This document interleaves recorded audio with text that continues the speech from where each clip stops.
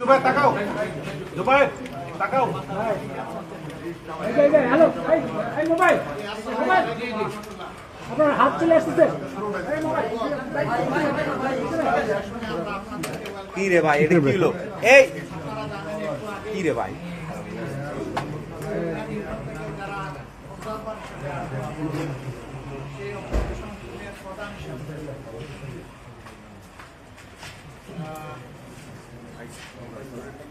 আর আমার অডিও নাই।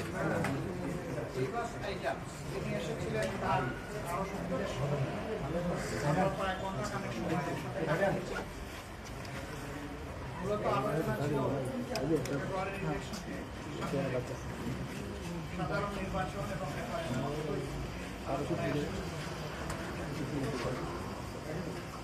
জানতে চেয়েছেন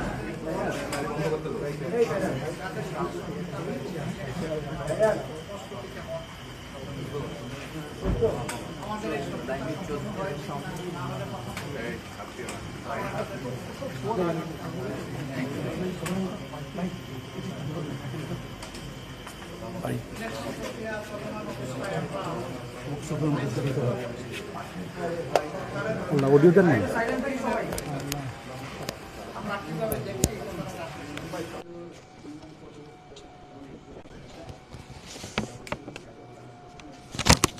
বন্ধুগণ, আমি বিনয়ের সাথে অনুরোধ করব, কারো কোনো ফোন করতে হলে বাইরে গিয়ে করবেন, কারণ আপনার কারণে আরো 10 জন ক্ষতিগ্রস্ত হবে। এটা তো আপনিও চাইবেন না, আমরাও চাইব।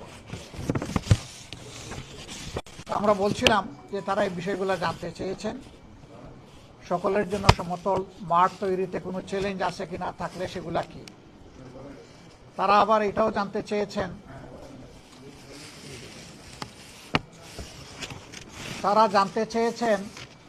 যে আমাদের কোনো স্পেসিফিক এরিয়া অফ কনসার্ন আছে কিনা। আমরা বলেছি অবশ্যই আছে, কিন্তু সেইটা আগেই আমরা আপনাদেরকে জানাতে পারছি না। আমাদের এই কনসার্নগুলো এইটা মিট আপ করার জন্য যারা দায়িত্বপ্রাপ্ত, আগে তাদেরকে জানাবো। প্রধানত নির্বাচন কমিশন, এবং নির্বাচন কমিশনকে অর্থবহ সহযোগিতা দেওয়ার দায়িত্ব হচ্ছে সরকারের। আমরা এই দুই অথরিটিকে জানানোর পরে আমরা যদি সমাধান পেয়ে যাই, বাইরে কাউকে আমরা জানাবো না। কিন্তু যদি আমরা সমাধান না পাই, তাহলে আমরা এটাকে অবশ্যই জনগণের জানার অধিকার আছে, আমরা জানাবো, তখন আপনারাও জানবেন। তারা এটা জানতে চেয়েছেন যে আগামীতে যদি আমরা সরকার গঠন করি, তাহলে আমাদের রিলেশন দুনিয়ার বিভিন্ন দেশের সাথে কেমন হবে, আমাদের নাইবরদের সাথে কেমন হবে। আমরা স্পষ্টভাবেই বলেছি যে বিশ্বের সবগুলা শান্তিকামী, সভ্য এবং গণতান্ত্রিক রাষ্ট্র যেগুলো আছে, সবার সাথেই আমাদের সম্পর্ক থাকবে, বন্ধুত্বের সম্পর্ক। যারা আমাদের প্রতিবেশী, তাদের সাথে অবশ্যই প্রতিবেশী সুলভ সম্পর্ক আমাদের থাকবে, এবং আমরাও প্রত্যাশা করব তারাও আমাদের সাথে প্রতিবেশীর মতোই আচরণ করবেন। সেই আচরণটা হবে পারস্পরিক শ্রদ্ধা এবং সমতার ভিত্তিতে। আমরা কোনো ক্ষেত্রেই কোনো অসমতা দেখতে চাই না। আমাদের ফরেন পলিসির ব্যাপারে, রিলেশনসের ব্যাপারে আমরা বলেছি যে আমরা কোনো নির্দিষ্ট রাষ্ট্রের দিকে ঝুঁকতে চাই না, বরঞ্চ সারা বিশ্বের সাথে বন্ধুত্ব আর সমন্বয় রক্ষা করেই আমরা আমাদের দেশকে সামনে এগিয়ে নিতে চাই। তারা এটা জানতে চেয়েছেন সমাজের কোন সেকশন আমাদেরকে সাপোর্ট দিচ্ছে বেশি। আমরা বলছি কোনো আলাদা সেকশন না, সবাই দিচ্ছে। তবে যুবকরা বিশ্বাস করে তাদের অ্যাসপিরেশন ফুলফিল করার জন্য জামাত যদি কোনো কমিটমেন্ট দেয়, সেটা জামাত রক্ষা করবে। এই বিশ্বাসের জায়গা থেকেই এ পর্যন্ত হয়ে যাওয়া গুরুত্বপূর্ণ পাবলিক বিশ্ববিদ্যালয়গুলোতে যে নির্বাচন হয়েছে, এখানে তার রিফ্লেকশন হয়েছে। যুবশক্তির সেখানে রিফ্লেকশন দেখা যাচ্ছে। আমরা আমাদের মা বোনদের ব্যাপারে, তাদের সিকিউরিটির ব্যাপারে আমরা খুবই অ্যাটেন্টিভ, এবং আমরা বিশ্বাস করি যে মা বোনেরা আমাদেরকে এবার প্রধানত চয়েস করবে। এর লক্ষণ আমরা ইতিমধ্যে দেখতে পাচ্ছি। আমাদের বোনদের, মায়েদের নির্বাচনী প্রচারণায় বিভিন্ন জায়গায় বাধা দেওয়া হচ্ছে, এমনকি হেজাব খুলে নেওয়ার ঘটনাও ঘটেছে। ঘোষণা দেওয়া হয়েছে এদের কাউকে দেখলে তোমরা ঠেকিয়ে দেবা, কোথাও বলা হয়েছে তাদেরকে তাড়িয়ে দেবা। মা বোন তো সবারই আছে। এই শব্দগুলা কেন?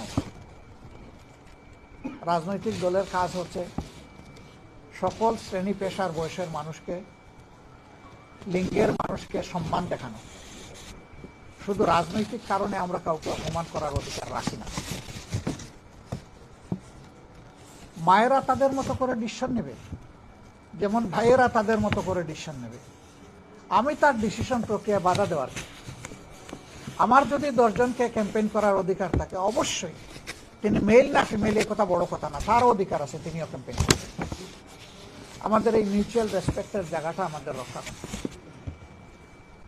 আমরা বিশ্বাস করি আগামীতে বাংলাদেশের জনগণ সঠিক সিদ্ধান্ত নেবে এবং তারা দেশকে নিরাপদ করার জন্য, দুর্নীতিমুক্ত করার জন্য, সুশাসন কায়েমের জন্য, ন্যায় ন্যায়ের বিচার, আমরা দেশবাসীর প্রতি আল্লাহর প্রতি কৃতজ্ঞ থাকব এবং চেষ্টা করব আমাদের উপর অর্পিত দায়িত্বের আমানতের বোঝা সঠিকভাবে বহন করার, আমানত রক্ষা করার।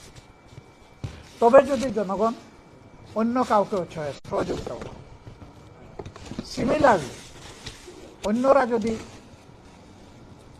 অপোজিশন গ্যালারিতে বসেন, বিরোধী দলে বসেন, তাদের কাছ থেকে একই জিনিস আমরা প্রত্যাশা করি, for the sake of the country.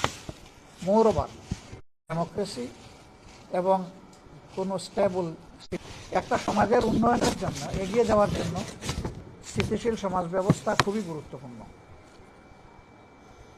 আমরা চিন্তা করছি নির্বাচন হয়ে যাওয়ার সাথে সাথে নির্বাচনে অংশ, এই প্রক্রিয়ায় কোনো রাজনৈতিক দল বা পক্ষ হস্তক্ষেপ করতে পারবেন না। স্বাধীনতা তারা ভোগ করবে।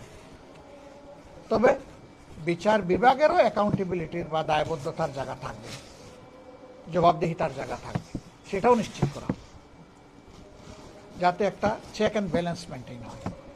আমাদের 3 নম্বর শর্ত, আমরা বিশ্বাস করি দেশের জনগণ 54 বছরের রাজনীতি দেখার পরে ডেফিনেটলি হতাশ। ওই রাজনীতির জনগণ আর দেখতে চায় না। ওই রাজনীতির একটা পরিবর্তন চায়।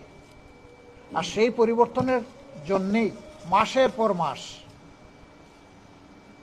জাতীয় ঐক্যমত্য পরিষদ বসেছে। অলমোস্ট সকল সেন্সিবল পলিটিক্যাল পার্টি সেখানে পার্টিসিপেট করেছেন, যারা এই নির্বাচনে অংশগ্রহণ করেছে। এখান থেকে যে রিকমেন্ডেশনগুলো উঠে এসেছে, এগুলাকে ওন করতে হবে এবং কমিটমেন্ট করতে হবে যে ক্ষমতায় গেলে ওগুলো আমরা একসাথে বাস্তবায়ন করব। এই সংস্কার বাস্তবায়ন, ন্যায় বিচার নিশ্চিত এবং দুর্নীতি বিরোধী অবস্থান, এইটা যদি পরিষ্কার হয়, আমরা সকল জায়গায় সব ধরনের সহায়তা করার জন্য আমরা প্রস্তুত। আপনারা ভালো থাকবেন। আরও আপনাদের সাথে আমাদের অনেক কাজ হবে। আমরা চাই আপনাদের খোলা চোখ, সজাগ থাকুক। কেউ যাতে আমাদের প্রত্যাশার এই নির্বাচন, এখানে উপস্থিত যারা, আমি বিশ্বাস করি 80 বার আপনারা জীবনে একটা ভোট হতে পারেন। আপনি আপনার ভোট নিশ্চিত করবেন এবং আপনি সমাজের আপনার সহযোগী, সহযোদ্ধা তরুণদের ভোটগুলোও নিশ্চিত করবেন, তরুণদের ভোটগুলোও নিশ্চিত করবেন। এই ক্ষেত্রে ওয়াচ ডগ হিসাবে আপনাদের খোলা চোখে আপনারা জাতির অত্যন্ত সতর্ক পাহারাদার হিসাবে দায়িত্ব পালন করবেন, এটাই আমরা আপনাদের কাছে প্রত্যাশা করি।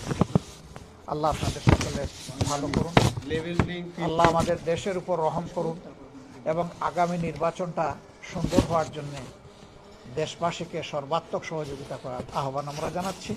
আমরা আবারও বলি, আমরা সংস্কারের পক্ষে, অতএব আমরা হা ভোটের পক্ষে। আমরা জানি সারা দেশবাসী সংস্কার চাই, তাদেরকেও আমরা অনুরোধ করব আপনাদেরও অবস্থান দলীয়, যাকে আপনি ভোট দিবেন, কিন্তু দেশের স্বার্থে আপনি রেফারেন্ডামে হা বলবেন। ধন্যবাদ। উনি একটু আগে শুরু করেছেন নির্বাচনের সংখ্যার কথা বা লেভেল প্লেইং ফিল্ডের কথা আপনারা বারবার বলে আসছেন। তো এই বিষয়ে নিয়ে নির্বাচনী সংখ্যার কোনো কথা তাদের সাথে আলোচনা হয়েছে কিনা, বা আপনারা এরকম না, আমরা কিছু কথা যে আলোচনা করি নাই তা না। তারা স্পেসিফিক কিছু জিনিস জানতে চেয়েছিলেন। আমি বলেছি যে এইগুলো আগে আমরা বিভিন্ন জায়গায় দিচ্ছি, ইতিমধ্যে 2-1টা প্রতিকার আমরা পেয়েছি। আমরা আশাবাদী থাকতে চাই যে আমাদের ইন্টারনাল মেশিনারি তারা এটা করবে, কিন্তু তারা যদি ফেল করেন আমরা এটা পাবলিকের কাছে সবার কাছে নিয়ে যাই।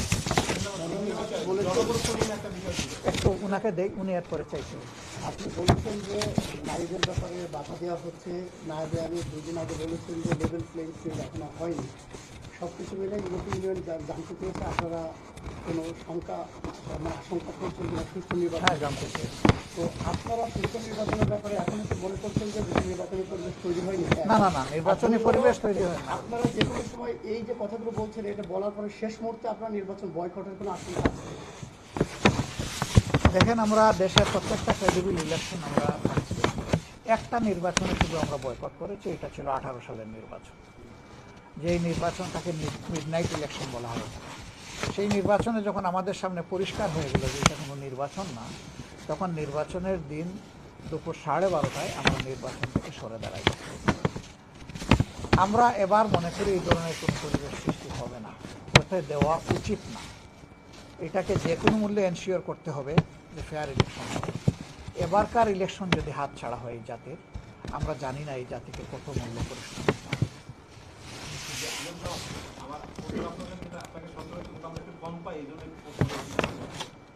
আপনি কয়েকদিন আগে তাহের ভাই আমাদেরকে জানিয়েছিলেন এবং আপনাদের দলের পক্ষ থেকেও একটা প্রেস বিজ্ঞপ্তি দেওয়া হয়েছে লেভেল প্লেইং ফিল্ডের ব্যাপারে। আমরা একটি বিষয় আপনার দৃষ্টি আপনার মতামত চাই। সাম্প্রতিক দেখা গেছে বাংলাদেশের গণমাধ্যম, বিশেষ করে কিছু কিছু নির্দিষ্ট মূলধারা গণমাধ্যমে একটু দলের বিরুদ্ধে ঢুকে পড়ছে এবং এই যে ঢুকে পড়ার প্রবণতা এই 24 গণঅভ্যুত্থানের সময় একটি পক্ষকে আপনি সেভ করার জন্য তারা এই একই অবস্থানে ছিল। আপনার কাছে জানতে চাই, সাম্প্রতিক যে সমীক্ষাগুলো দেখা গেছে যে আপনি সেকেন্ড পপুলিস্ট একটি দলের প্রধান, সেই হিসেবে আপনার কাছে আপনি জানতে চাই গণমাধ্যমগুলোতে একটি দিকে ঢুকে পড়ার প্রবণতা আর শেষ থেকে শুরু করি। আমরা নিজেদেরকে সেকেন্ডও মনে করি না, ফার্স্টও মনে করি না। আমরা এই ব্যাপারটা জনগণের হাতে তুলে দিতে চাই। জনগণ ডিসাইড করবে কে ফার্স্ট কে সেকেন্ড। নাম্বার 2, আপনি বলেছেন যে কতিপয় গণমাধ্যম, মূলধারার গণমাধ্যম, তাদেরকে দেখা যাচ্ছে তাদের রোল কোনো একটা নির্দিষ্ট দলের পক্ষে ঝুঁকে যাচ্ছে।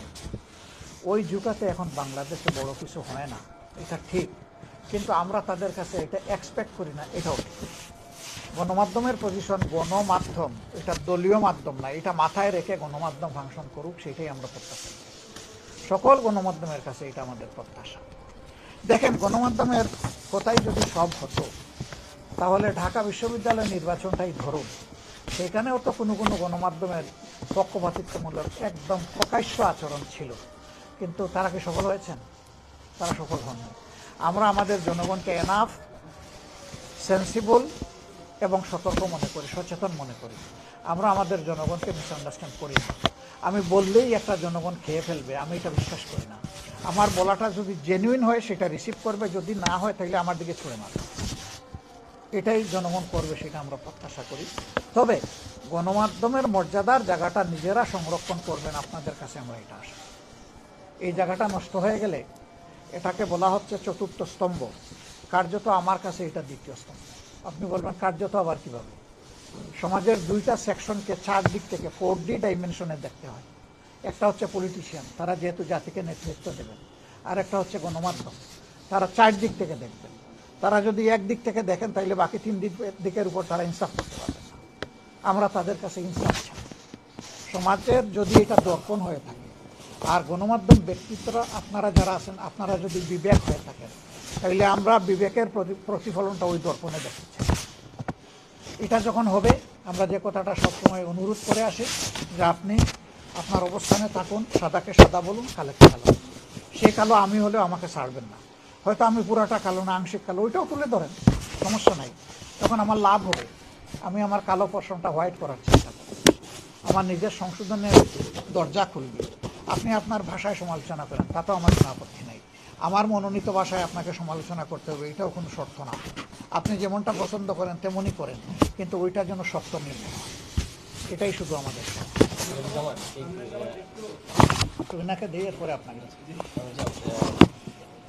ইতিমধ্যে নির্বাচন কমিশনে আপিল শুনানি চলছে। 21 তারিখের পর থেকে নির্বাচন নিয়ে যে প্রচার মূল প্রক্রিয়া শুরু হয়ে সেটাও শুরু হয়ে যাবে।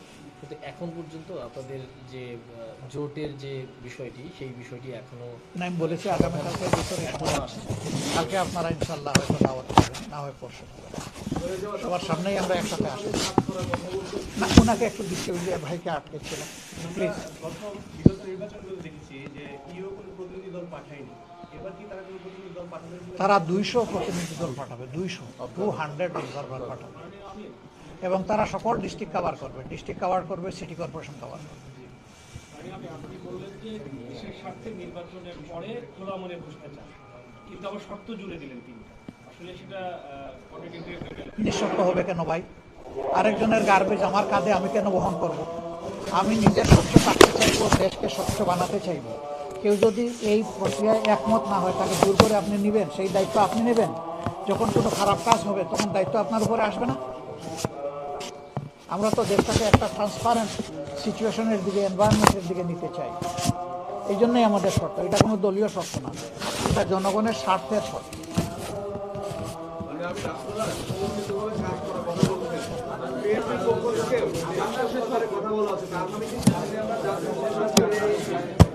এটা সময় বলে দেবে ইনশাল্লাহ।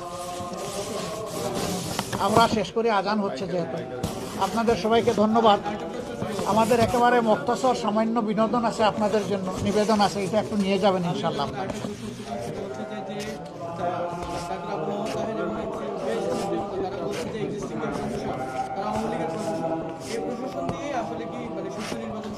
প্রশাসনের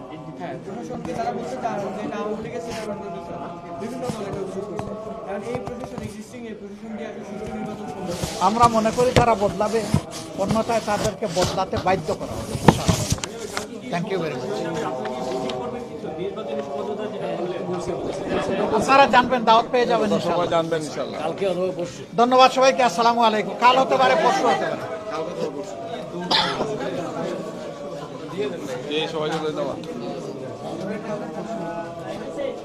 ভাই আমার স্পেশালি একটা ছোট করে